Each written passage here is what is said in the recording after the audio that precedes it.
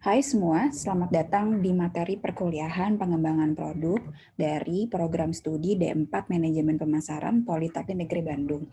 Pada sesi ini teman-teman akan belajar tahap terakhir dari konsep evaluation di tahapan pengembangan produk, yaitu produk protokol.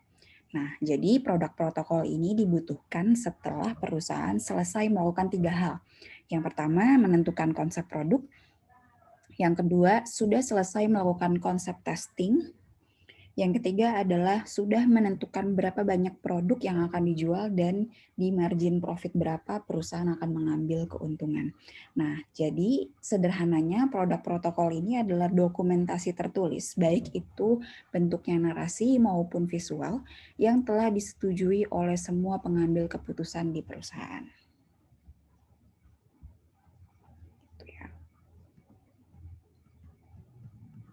Nah, di slide ini teman-teman akan melihat apa saja situasi koordinasi antara marketing dan juga R&D. Karena yang paling krusial dalam proses pembuatan protokol ini adalah koordinasi antar divisi. Yang paling kentara ketika menyusun produk protokol ini adalah tim marketing, tim teknis, bisa bentuknya R&D, engineering, maupun operation manager, dan yang ketiga adalah manajer utama, CEO, COO, CMO, dan lain-lain. Nah, conversation ini itu sederhananya sih gini, kalau marketing itu selalu melihat kebutuhan konsumen. Bagaimana kebutuhan konsumen atau keinginan konsumen itu ada di produk. Sementara R&D itu lebih melihat batasan waktu pemrosesan produk dan juga biaya. Jadi kadang kedua hal ini tuh bisa tidak sinkron gitu ya.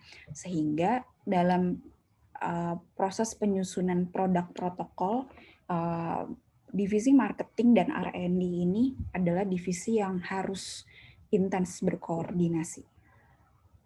Gitu. Nah, sekarang kita berlanjut ke slide selanjutnya. Di sini kita akan belajar kenapa sih perusahaan itu butuh produk protokol atau protokol dan kenapa, apa sih tujuan dari protokol. Tadi sudah di slide sebelumnya sudah, kalau teman-teman lihat conversation-nya itu seperti berdebat ya mereka itu antara marketing dan R&D. Tapi dalam pembuatan produk protokol ini tuh sebenarnya penting gitu. Kenapa perusahaan itu harus memiliki protokol?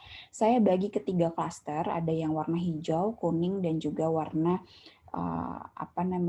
hijau toska. Nah, dari sini saya hubungkan kepentingan pembuatan protokol dan tujuan dari pembuatan protokol. Nah, kepentingan yang pertama adalah protokol itu sebenarnya sangat dibutuhkan untuk menjelaskan kebutuhan dari produk, definisi dari produk itu sendiri, dan kemampuan produk mendeliver keinginan dari konsumen gitu ya. Sehingga tujuan dari protokol itu adalah ke arah proses development-nya yang akan dikembangkan nanti setelah fase ini selesai. Contohnya misalnya apa saja yang dibutuhkan, kapan, kenapa, oleh siapa, dan lain-lain gitu. Nah, terus kepentingan kedua itu adalah kalau perusahaan itu membuat produk protokol yang detail, rapi, dan mengkoordinasikan dengan semua divisi, itu akan membedakan mana proyek yang sukses, mana proyek yang gagal. Karena di beberapa kasus proyek yang gagal atau product development yang gagal itu seringkali tidak sesuai dengan keinginan konsumen. Jadi produk ini itu ketika dia di launch ternyata tidak sebagus yang digambarkan gitu ya. Ternyata tidak salesnya tidak sebagus yang diprediksi. Nah, kalau perusahaan itu membuat produk protokol dengan rapi, ini tuh tidak kemungkinan proyek ini untuk sukses akan tinggi. Sehingga tujuan dari pembuatan protokol ini adalah mengkomunikasikan ke semua pihak yang akan mengembangkan produk. Berkomunikasi untuk berkoordinasi gitu ya. Jadi yang ketiga adalah bagaimana produk protokol ini konsisten dengan financial analysis dan juga konsep testing dan juga full screen gitu. Nah, kepentingan yang ketiga itu adalah kenapa perusahaan itu butuh protokol, itu tentang technical aspect gitu ya, karena dalam pembuatan produk atau menyusun mengkoordinasikan antara keinginan konsumen dengan juga konsep produk itu butuh rigid tentang technical aspeknya. Nah, sehingga tujuan dari pembuatan protokol itu ada dua. Yang pertama adalah menentukan apa yang dikerjakan oleh marketing dan juga apa yang dikerjakan oleh R&D. Jadi kalau misalnya kedua hal ini tuh harus bisa mengidentifikasi hal-hal apa saja yang harus dipertimbangkan, yang harus ada, tidak harus ada, dan tidak boleh ada gitu ya. Berkaitan dengan keinginan atau kebutuhan konsumen dan juga kemampuan perusahaan untuk kemampuan teknologi untuk memproses produk itu sendiri. Nah, yang kedua yang berkaitan dengan technical aspek itu adalah mengatur batasan gitu dalam development proses ataupun waktu, karena pertimbangan yang didiskusikan oleh kedua hal ini tuh ada juga pertimbangan waktu dan juga biaya gitu ya. Nah, ini adalah aspek-aspek yang dipertimbangkan ketika seluruh tim, seluruh stakeholder yang akan menyetujui produk itu akan seperti apa. Ini tuh adalah hal-hal yang dikoordinasikan, mulai dari target market, bagaimana positioning produknya gitu ya, apakah atribut produk itu terbilang unik atau tidak, lalu ke arah produk benefit, dan yang keempat adalah competitive comparison. Jadi di konten yang 1-3 ini umum sekali ditanyakan oleh orang marketing, lalu competitive comparison itu lebih ke arah manajemen inti gitu ya, bagaimana nih kita bisa bersaing dengan kompetitor, apa yang membuat produk ini akan sukses di pasaran. Lalu ini juga augmentation dimension, ini biasanya oleh orang operation, orang produksi ya, orang produksi yang akan menghandle post purchase dari produk ini. Kira-kira ini bagaimana maintenance-nya, dari delivery service-nya bagaimana, timing ini biasanya oleh orang marketing dan juga oleh orang engineering, orang production, marketing requirements. Nah, ini kalau sudah lebih jauh lagi, kira-kira marketing program apa yang akan sukses gitu ya, yang akan menguatkan product positioning dan juga sesuai dengan target market, financial requirement, sales volume, discount price. Nah, ini juga dibutuhkan oleh financial team, production requirement, regulatory requirements, dan lain-lain semuanya. Dan yang terakhir adalah potoles, atau kira-kira tantangannya apa nih yang akan membatasi produksi produk yang akan dikembangkan ini gitu. Nah, ini adalah hal-hal yang kurang lebih dinegosiasikan ketika pembuatan produk protokol gitu. Nah, slide selanjutnya ini adalah contoh dari produk protokol. Nah, ini contoh versi bagaimana spesifikasi yang diinginkan oleh konsumen harus masuk ke dalam spesifikasi produk ya. Lalu ini versi yang kedua, ini versi lebih ringkas lagi. Nah, ini versi customer benefit gitu ya. Lalu juga, nah ternyata dalam proses menerjemahkan apa yang dibutuhkan konsumen dengan produk itu sebenarnya cukup sulit kalau di mata perusahaan gitu ya. Nah, di bab 2 kalian sudah mendengar voice of customer gitu. Nah, jadi voice of customer ini adalah intinya, adalah jantungnya dari produk protokol tadi. Nah, voice of customer ini adalah sebuah ekspresi keinginan dan kebutuhan dari konsumen.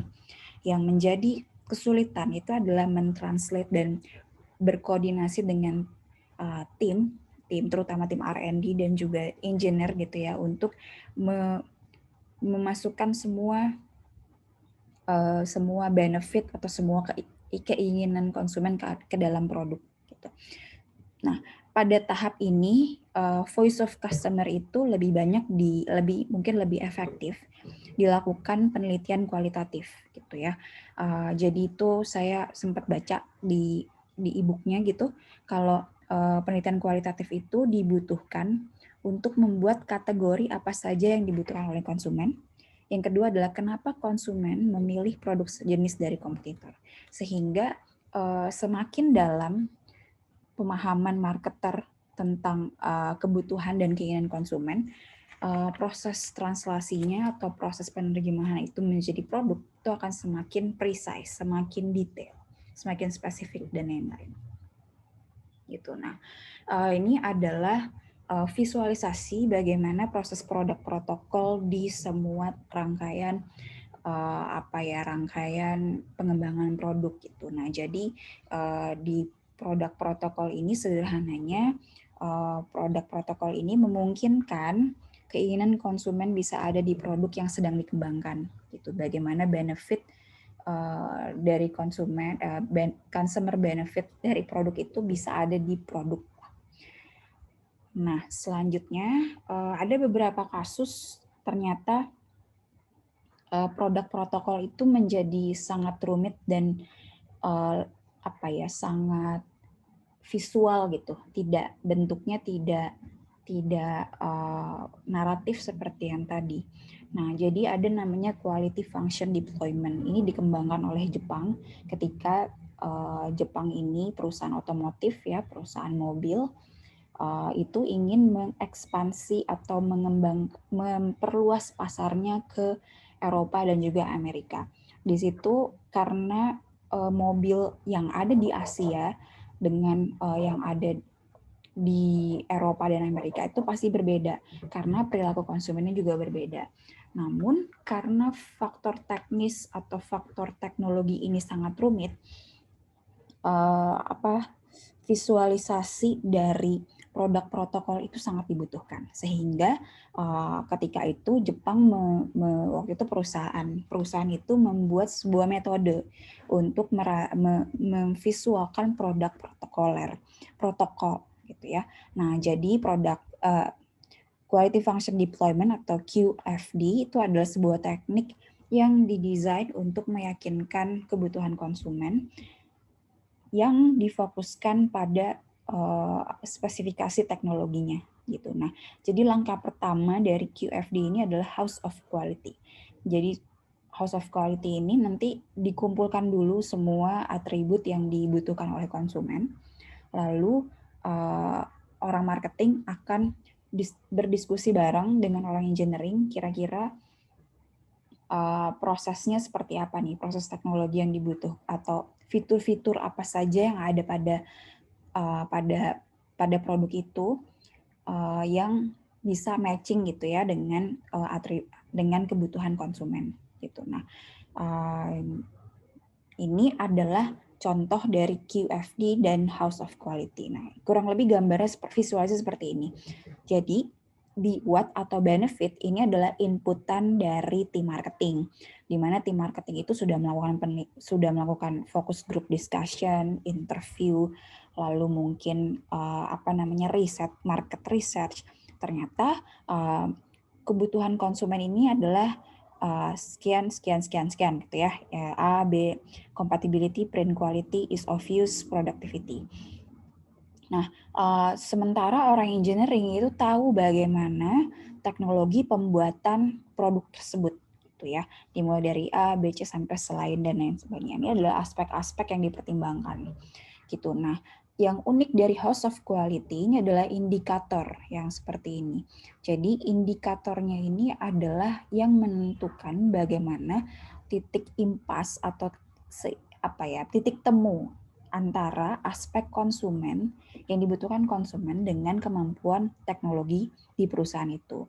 Nah, ini di roof itu di bawah sini teman-teman bisa lihat indikatornya apa saja gitu ya. Nah, nanti orang-orang marketing, orang-orang produksi akan melihat ini sebagai pertimbangan ke langkah berikutnya. Nah, langkah berikutnya setelah QFD ini, setelah House of Quality ini sebenarnya memungkinkan customer attributes atau benefit itu bisa masuk ya ke proses teknologi gitu, bisa match. Kayak misalnya kalau teman-teman kerja di perusahaan mobil misalnya, nah misalnya mau ekspansi ke Amerika, ya berarti customer attributes-nya spesifikasi mobilnya, kualitasnya bagaimana harus disesuaikan dengan perilaku konsumennya. Nah, seperti itu gambarannya. Nah, jadi ini pertama dari customer attributes itu akan ditranslate dulu menjadi engineering karakteristik atau karakter dari si teknologi itulah gimana. Lalu dari parts development atau engineering karakteristik selanjutnya akan translate gitu menjadi karakteristik dari bagian-bagian yang mendukung proses engineering tadi, proses rekayasa tadi.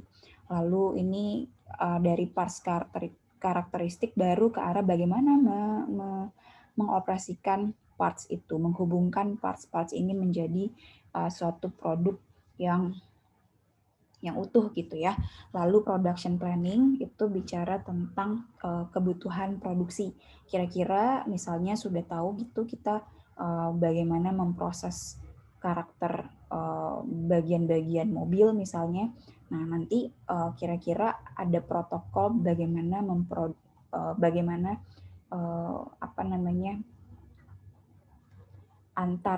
antar teknologi itu bisa saling berhubungan gitu, antar bagian-bagian teknologi, bagian-bagian mesin itu bisa berhubungan. Kira-kira apa yang dibutuhkan oleh proses produksi itu apa aja, yang tidak boleh apa, yang boleh apa, dan lain sebagainya. Nah, QFD ini mungkin agak jarang gitu ya untuk dilakukan oleh perusahaan lain. Itu ironisnya. Tapi kalau dilakukan itu akan sangat membantu. Karena berdasarkan survei, perusahaan otomotif yang melakukan teknik ini itu punya probabilitas lebih tinggi untuk sukses meluncurkan produk gitu. Probabilitas gagalnya rendah. Dan juga dalam jangka panjang gitu, ini tuh mendukung long term strategi perusahaan. Jadi misalnya perusahaan otomotif Jepang itu ingin melakukan ekspansi ke Amerika gitu. Nah, di situ dia ingin menguasai pasar di Amerika. Nah, itu ketika mereka melakukan QFD ini, long term strategi untuk perusahaan menguasai pasar Amerika tuh bisa lebih tersampaikan gitu, bisa lebih efektif. Nah, kenapa sih QFD itu jarang gitu ya, atau mungkin sedikit perusahaan yang ingin melakukan QFD? Yang pertama adalah satu, butuh komitmen waktu dan juga biaya. Gitu. Nah, kenapa biayanya itu cukup besar? Kenapa? Karena butuh riset yang mendalam. Yang kedua, QFD ini tuh akan berhasil, akan efektif kalau si team members-nya ini punya track record pengalaman kerja bareng, karena kemungkinan untuk kelas itu tinggi.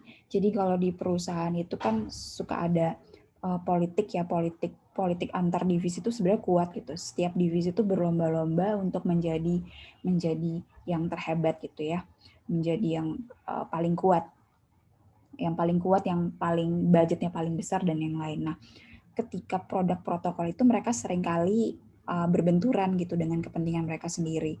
Jadi keberhasilan QFD ini akan sangat didukung dengan track record pengalaman kerja bareng tadi. Kalau nggak kerja bareng mungkin komunikasinya juga akan sulit dan lain-lain gitu ya. Terus yang ketiga adalah butuh support dan komitmen dari top management, karena tadi butuh waktu yang cukup lama dan biaya. Kalau top manajemennya tidak mendukung, mungkin akan susah. Nah, terus yang keempat itu adalah koordinasi atau integrasi fungsi antar divisi gitu. Jadi antar divisi itu harus betul-betul menjalankan fungsinya dengan baik. Yang terakhir itu mungkin QFD ini akan krusial hanya di teknologi hanya di perusahaan yang berbasis teknologi gitu, karena memang rumit dan lain sebagainya. Tapi mungkin kalau untuk di perusahaan yang lebih sederhana, mungkin QFD ini terlalu buang-buang waktu dan buang-buang tenaga gitu ya untuk melakukan hal seperti ini. Gitu. Demikian kuliah ini, semoga bermanfaat. Terima kasih banyak telah mendengarkan.